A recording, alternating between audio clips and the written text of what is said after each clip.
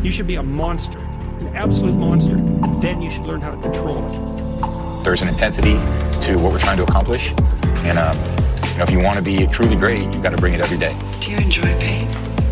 Pain don't hurt. You blitz all night! Standing out is a long-term strategy that takes guts and produces results. If you care enough about your work to be willing to be criticized for it, then you have done a good day's work. I think for this session, we're going to talk about publishing. Let's just get down to the nitty-gritty. Right away. You do, what we do, how we got here. Because if you ask 100 people, 95 of them are going to say they have a story for a book. And if you ask those 95 people, let me say it's 95 or 90, only 95, 95% will have never have written a word about it. Yeah. So the bottom line is the vast, vast, vast majority of people want to write a book. Or have a story to tell. Yes. Have a story to tell that they would like to see in a book. Maybe they're not writing themselves. Yes. They just want the story told. Yes. So how does one begin to either write or get their work published? Mm-hmm. That's a question that we started answering a little over 10 years ago, maybe like 10 and a half years ago now. So in a nutshell, if you listen to previous podcasts, we kind of touched on how we got started. So I'll do it again, super brief, if you've already heard this.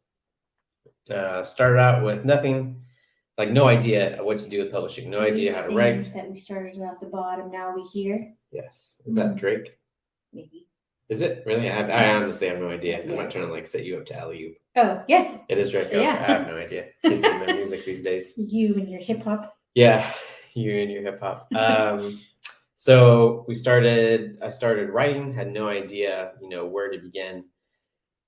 Queried, because at the time I thought, I needed an agent to be able to publish my book. What is a query? Query is a letter that you put up, super brief, like word count and genre of your book, some books that your book's similar to, super brief synopsis, and then the last paragraph would be about you, kind of like anything that sets you apart to be able to write this book, like why an agent would want to pick you up. Okay.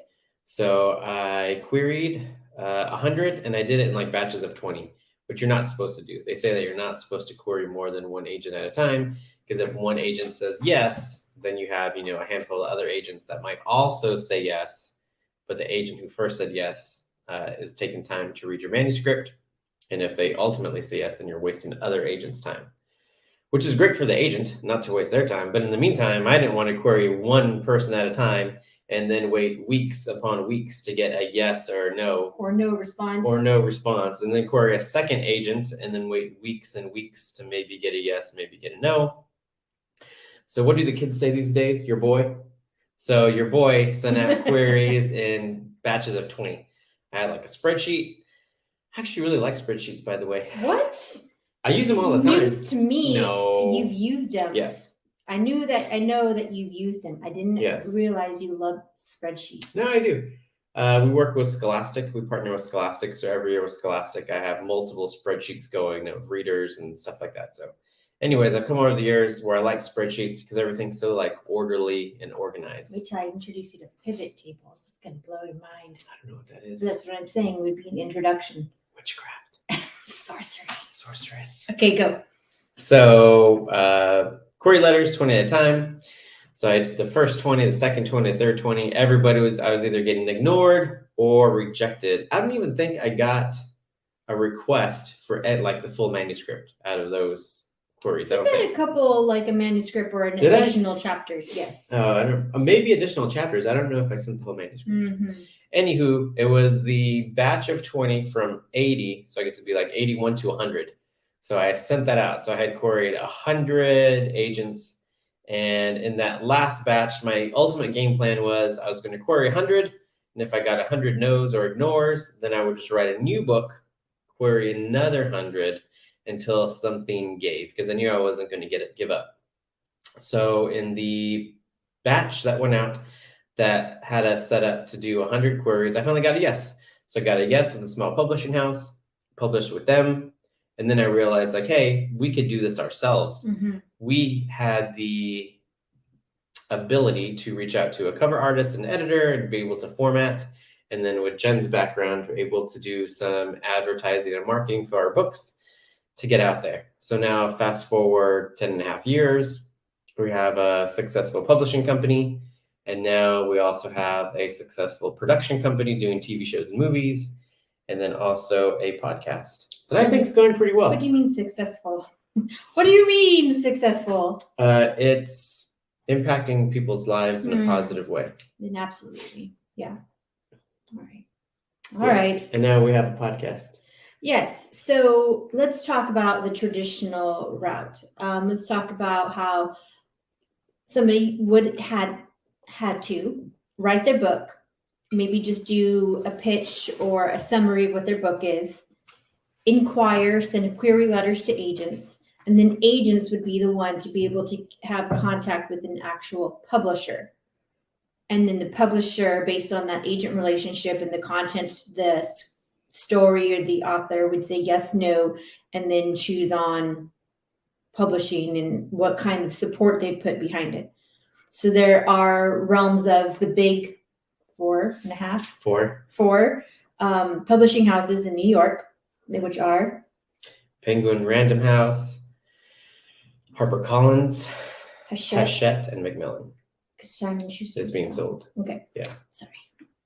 And then there are a number of mid-level publishers, and then there are anything else smaller than that are considered boutique or indie publishers.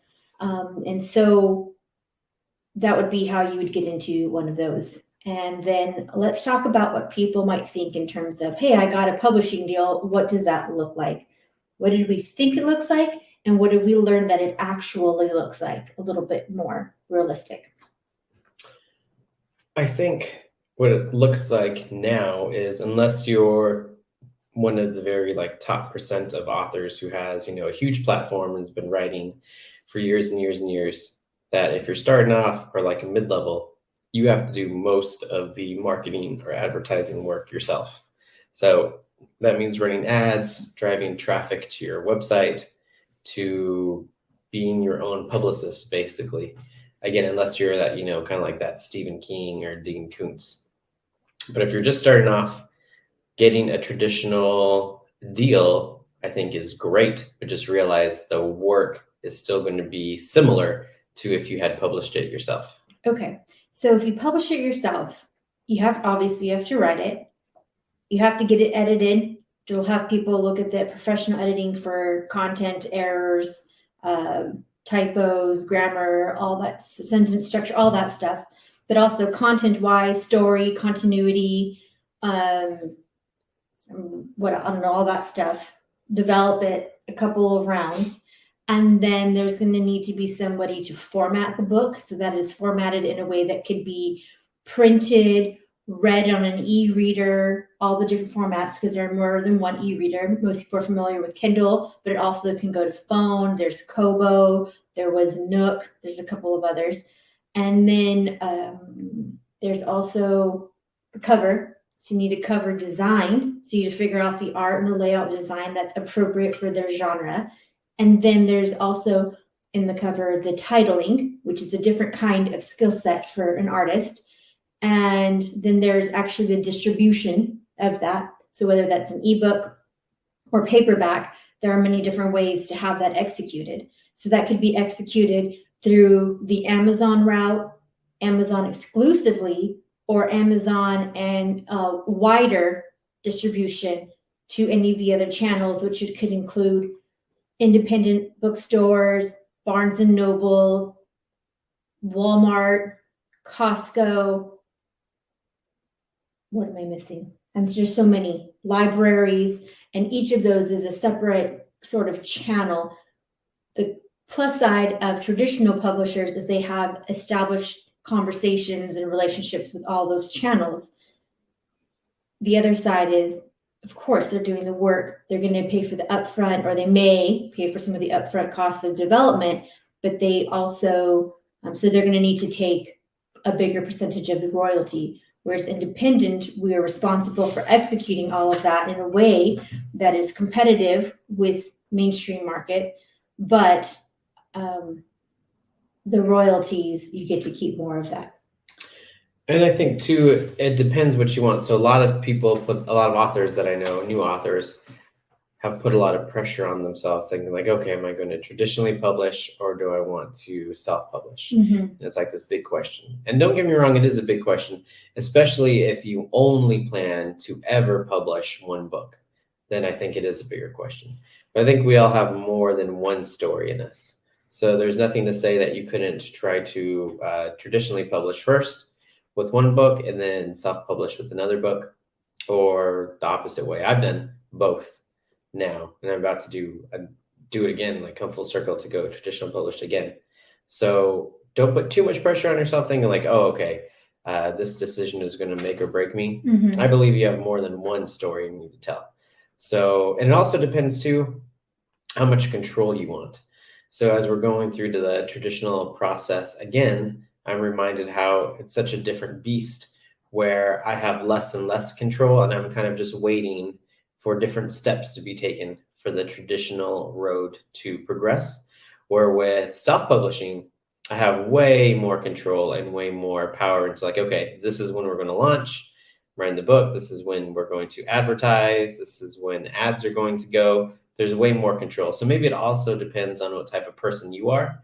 If you prefer or enjoy to have more control, then perhaps self-publishing is for you. Where if you're okay with just, waiting for weeks or months at a time for different steps to be taken in the traditional world, then that could be for you as well. One of the interesting stats that I heard most recently was that there are 75 different pairs of hands that are involved in the production and distribution of a traditional novel. So that means 75 different departments or persons have a role to developing that and distributing that book.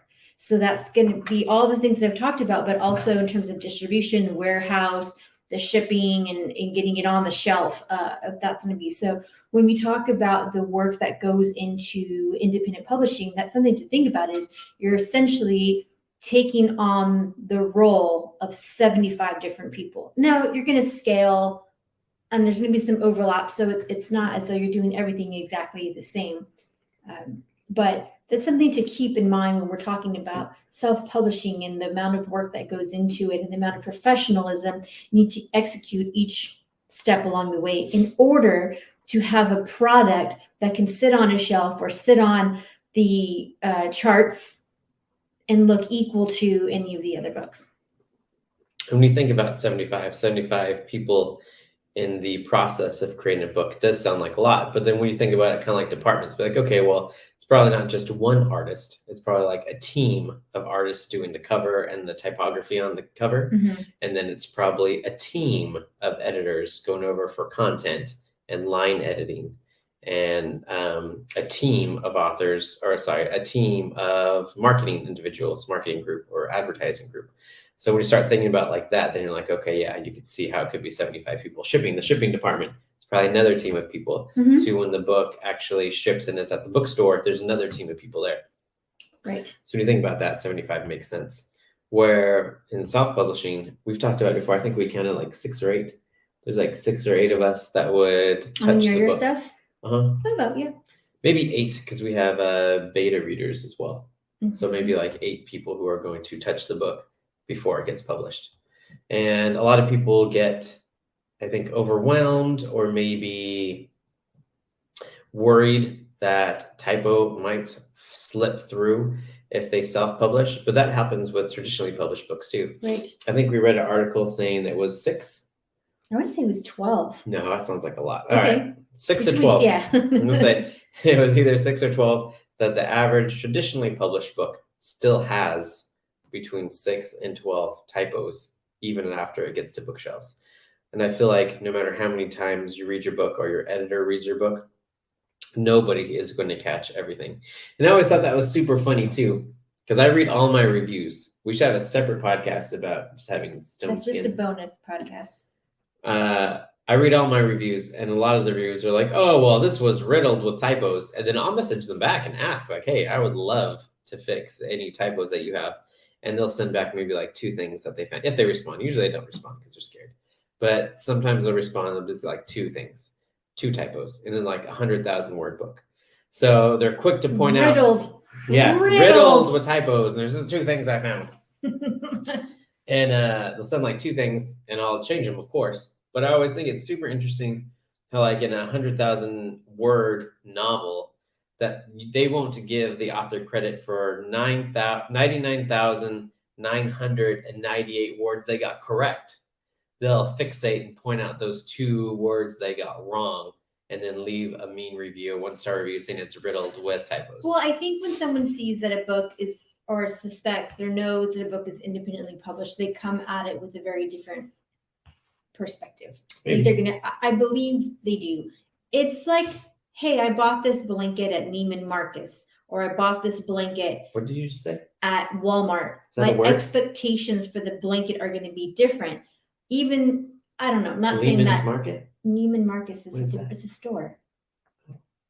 Okay. So I'm not saying that self-publishers are Walmart, but I'm just saying there's a certain different kind of expectation that comes out of it. I think that was kind of a poor example. I apologize. But I didn't even know that existed. I thought you were making up stuff. I was like, I can make up store names too. No. If I bought a book from Bubble Dim's Boutique, then I would expect. I just think that people treat it differently, and that they may be unsuspecting to know, like, hey, my favorite pair of shoes are actually much cheaper than my expensive pair of shoes. They were better, they work better, they are flat, whatever it is. So I think people just have a filter there, and it's something to think about overcoming. And how many people that we know of or know personally who have been traditionally published, and they still have their day job.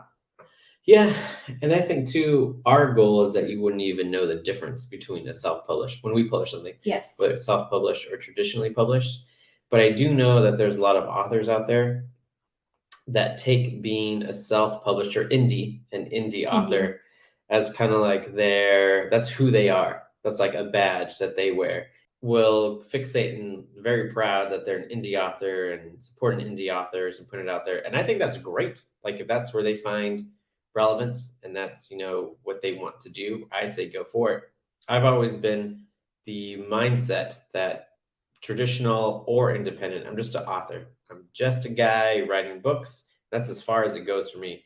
I'm not trying to say like I'm an independent Hispanic author writing in this genre that's predominantly Caucasian or stuff like that. Like, to me, it just I just try to keep it as simple as possible. So I'm an author, I'm a writer first, and that's it. That's where I stop. But I know a lot of people go ahead and are very proud and boisterous and loud about indie authors. And I think that's great. I think that's great if that's what they want to do. You do and you. The same thing I would say on the other side, traditionally published authors and publishers may have a skewed perspective when they look at or consider independent authors. Mm-hmm. Like, some bookstores won't even consider having their books in the store for whatever reason. So, there are 2 sides to each of these coins. And I think that happens to us a lot. We know that happens to us a lot because I think people, when we say that I'm an author or like what we're doing, they'll immediately put us in a box in their mind.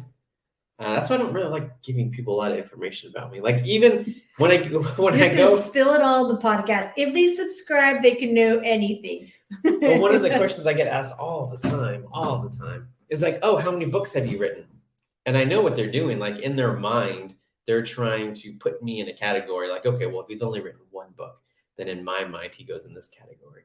But if he's written a dozen books, then maybe he's in this category. And if he's written 60 books, oh, he must be doing really good or something like that. I would rather them just judge me on me instead of like some obscure, because what happens if I wrote 60 books and they're all horrible? So there's 60 horrible books. So be it. But I think that's part of the thing is, as humans, we want to categorize. There's so much information and input that in order to have it make some sense to us, we have to find whatever that category is. That's why I just think it's super interesting, because to me, it doesn't make any difference whether somebody has written 100 books or 50. Right, but I don't care. Okay, I know you don't care, but someone has to find there's something that matters.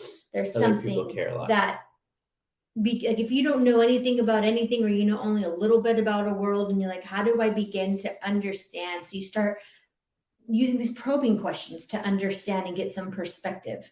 And and this is a true statement. I don't even count how many books that I've written anymore. I don't know.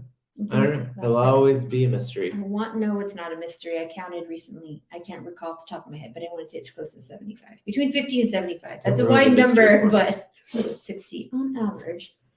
Yeah, and then also do you count foreign translations? Do No. you count box sets? No. Do you count co-written books? Yes, What do you depends count? on What the do you count don't count? Well, no, that's easy. What have you written? Did you write? Did you pen the words to that story? How many words? Like if it's a co-written book. Right, but if 50%? Yeah. Or less. If it's less and you didn't really write it, you were just what is like a story creator. You were not the one who wrote it. Right, but we digress. So traditionally and what if I'm really good at writing and I just don't really want to put my name out there or do any of that? Are there any options for me in terms of storytelling? You mean like ghostwriting? If you don't wanna... ghostwriting. Can you talk about ghostwriting? Yeah, so that's an option for somebody who maybe just doesn't want to do any marketing, doesn't want to upkeep the social media, or for whatever reason doesn't want their name out in the public. Or unable. Or unable, sure. If they're in witness protection. Well, no. What if they just I'm not in a position. I want to put this out there. Don't have the capacity. What? I'm not in the capacity. Don't have the capacity to create an entire platform and publish. But I'd be more than happy to just enjoy the process of writing, and I have a knack for it, and I'd like to make money using that skill set. Yes. Yes, then that would be ghostwriting. Right. So you can find companies who are looking for ghostwriters, and they'll basically kind of give you a story or a synopsis or different story beats, like chapter by chapter of a story they want you to write. And you could always write and turn that in. There's lots of authors that use ghostwriters. So even though you may read an author's book, it may or may not actually have been them writing the book. Right. And that's just a different path. It's a different path. Yeah, I know a lot of authors that do that, and I say more power to them. You know a lot of authors that do a lot of different things, don't you? Yeah, just by default, 10.5 years kind of doing this, we know a lot of, I guess we know a lot of authors do a lot of different things. But so that's another option. What if I'm an author who really likes going and talking to people and I want to do events? Yeah, I think people write books for different reasons. So we know people who are maybe older and already retired, and they've always just wanted to write their novel. They've always wanted to do it, and it's enough for them just to see their book in print. And they're happy with that. They're happy with writing the book and holding their book in their hands, maybe giving it to future generations in their family. And that's great. That's some authors. Other authors really are in love with the romantic idea of book signings and talks and events and stuff like that. And I think if that's what you want, you should do it. So a lot of authors want to do that. So for those things, you don't necessarily need a ton of books or series. Technically, you don't even really have to make any money to do that. You could write a book and then just go ahead and go down those paths. You don't have to have the book be profitable. So the very first thing to ask yourself, I guess, is what do you want out of writing? What do you want out of this whole becoming an author, writing a book? Right. Because if you want to treat it as a business and you're looking to do it full time and make full-time money, then it's a very different conversation than the person, who just wants to hold their book in their hands. And which is also different. You can kind of go down a decision tree. Do I have the capacity? Do I have the resource capacity to do this myself? Do I have the patience and the time resource to pursue a traditional option? Because I feel like those are two different paths, then the paths diverge, right? Mm-hmm. If you have either time or money to figure out how to do it yourself, that is one option. If you have patience and time to wait and pursue doing the traditional method, that is another option, correct? Correct. Yes. Yeah, I don't think there's any one path that's okay, you have to do this to make your way up the mountain. I think there's lots of different paths. We've seen the path that we've taken, especially now going into film, that I don't know of anybody who's done it exactly like this. And I'm not saying that's better or worse. It's just different. We each have our own path to walk. So me telling you you have to do it this way isn't very helpful. You might have a skill set that I don't know about that you could implement into writing books, whether you wanted to go self-published or traditional. What about the notion if you build it, they will come? Is this Field of Dreams? That was Field of Dreams. Okay. I just wanted to be clear for the record. For Let the record state Mhm. Field of Dreams was quoted. I think over time, and you might have experienced this in other areas of your life, as long as you don't give up, you'll succeed, right? So the person who wants to be a painter, maybe the first 100 paintings they do aren't that great, but as long as they stick with it, just like anything in life, like karate, you're doing karate, right? Yes, So as long as you stick with it, you are going to get better. So if you really want to write, as long as you stick with it, you will get better, and readers will find you one at a time. That's a harsh truth, but they're going to find you one at a time. Maybe you can speak to that too with being in karate and seeing your evolution over the last, has it been a year and a half? Mhm. Over the last year and a half. Well, Consistency. yeah, just consistency. So it's not just doing, but doing it and seeking ways to improve. And I will ask my senseis, like, how do I do this better? Can you show me different ways to be able to hit this mark? And they're watching every strike, every kick, every form, and looking at every aspect of the body. So it's not like I'm just continuing to practice incorrectly. I'm seeking correction for improvement every time. Like with repetitions, you're going to get better. It's not just blind repetitions. Right. It's guided repetitions. But I would say also there was a study done in a photography class with some students, and the dichotomy was this: take the perfect picture. And then there were those students who waited to take the perfect picture. And then there were those students who took hundreds of pictures to find the perfect picture.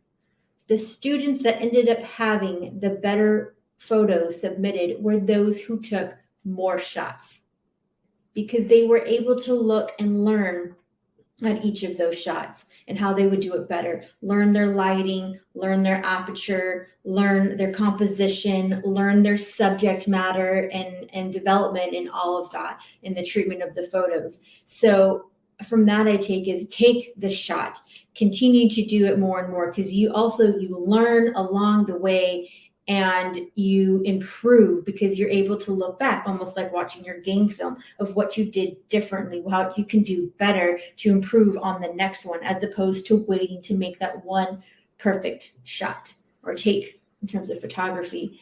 The other thing is about not giving up. I heard recently on another podcast that C.S. Lewis submitted 600 queries, 600 before he got a yes, handwritten. There's not like email like we can do I now. didn't even know there were 600 people to query to back in the day. I don't know, but I found him. I know. Good for you, CS. What's his first name? Clive. Good for you, Clive. But if he had given up, we wouldn't have the worlds and his allegories and all of the other wonderful essays and pieces and plays that he has written that we enjoy today, that has really influenced our culture and specifically the culture within our faith system. Yeah, every no gets you closer to yes. Now, when we start a new project, whether it's film or podcasts or whatever it may be, I look forward to the no's. Like, I'm actively seeking out the no's, because I know every no is going to get me closer to the yes. So in my mind, I just have it saying, I don't know if I've told you, like, it's time to stack the no's. Just keep on stacking no's, because sooner or later you're going to get a yes in there. Interesting. And in my mind, it's not like if, it's just a when. So every no that I get, I'm happy that I got that no, because we got that out of the way. Especially with people taking meetings and stuff like that. I'm not going to name any names. No. Because I'm not like that. Nope. I'm not a snitch. No. But there are a bunch of people who I feel like will take meetings and then you'll never hear from them again. I'm thinking like, what? Why are we taking these meetings if you never had any intention of like following up, or like if there's not going to be any follow-up, then we're just wasting everybody's time. I'd much rather you just tell me, no, I'm not interested, and be honest with me. And I could say thank you and move on. We can both move on with our lives, as opposed to having, like an hour Zoom call and then I follow up and then there's nothing. The whole Please. Hour Zoom call is another thing. Why Please. does every meeting have to be an hour just because somebody put that as the default on Zoom. Most conversations can happen within 20 to 35 minutes. The rest of it is just fluff. Like we're all adults. If you don't like the idea, if you don't Speak want for to talk to me, just tell me, and we can all part ways and like go spend time on things that we're actually interested in. Well, part of it is a discovery. Maybe they don't know, they don't have enough information to make a decision. And then once they get into it, they're able to realize. And maybe they're thinking, again, on a limited conversation, they have a different expectation of what may be involved in the call. And once they're in there, they realize, hey, this isn't something I can help on, or this isn't along, or this is beyond where my expertise lies. So we don't know. Plus, you know that there's people that just, it's almost like a martyr, someone that just feels important by filling their space with meetings. Maybe. I don't know. We remember the 4 agreements. Don't assume. We don't know. We don't know. It is what it is. Yeah. So stack the notes. So whether you're traditionally published or independently published, I feel like you can be successful either way, as long as you love what you're doing. Because if you love what you're doing, you would do it for free either way. So with time, with that mentality, you will start bringing in money. I heard a saying that the person who loves to run will go further than the person in love with the destination. So if you love to run, if you love to write, then even if you're not successful at the get-go, over the years, you will become successful just because you love to write and you're getting out there by sheer willpower. You will be successful, as opposed to somebody who loves the idea of being an author, or maybe just wants to call themselves an author. So they will run, they will write to that point where they are an author and they have a book out. But then what? They didn't love to write in the first place. They just love the idea of being an author. So once they have that book out and it's not doing that well, then you stop hearing from those people. How does someone know which it is? If you would write for free. I wrote for 5 years for free, basically. You sure not did. making any money, just making a fool out of myself. No. Just sounded funny to say. That's an insult to all those wonderful readers that joined the group those first 5 years. Oh, I don't think it's insult. And so I think they would laugh too. Yeah. But yeah, I didn't make any money, or maybe not make any. I remember the very first royalty check that we got, it was 30 cents. 30 cents. I made 30 cents back in the day. And we've just been able to grow since then. But yeah, for the first 5 years, I was just writing books and throwing them out. And, you know, there'd be like $100 here, $20 here, $30 there. But I loved to write. So I knew that I was going to continue to write no matter what. And then eventually, I would say about after the first 5 years, money started to come. And then we've been able to build and reinvest into our company. And now to the point where we're able to do TV shows, movies. But if we didn't do TV shows and movies, we still have the film. I mean, the publishing the books. Yes. Right. Yeah. Okay. Yeah. So we're able to continue that. Now we're doing a podcast, which has been a lot of fun. You said that last time. It's true. I guess It was you true still last mean time. it? Yeah, still mean it. And it's true today. All right. Well, if you have any questions, not if, send us all the questions you have. Send them all to Jonathan. Leave them in the comments. I'm sure other people would appreciate those questions and may have similar questions. On YouTube, they can leave in the comments. If you're listening on Spotify or Apple, we'll leave our information to contact us in the show notes. So you can message us or send us. Yeah, in the show notes, there's always our contact information and the website for the podcast itself. And those are both great places to reach out. And we'll make sure to respond to every one of the questions about publishing. Remember, the name of the game is don't give up. That's it. That's the only rule to this game. Don't give up. And there's no one path up the mountain. I like the no give up. Yeah, sure. I mean, that's also true. But if I had to say that there was one rule to success, is just don't give up. Thank you. All right. Bye, guys.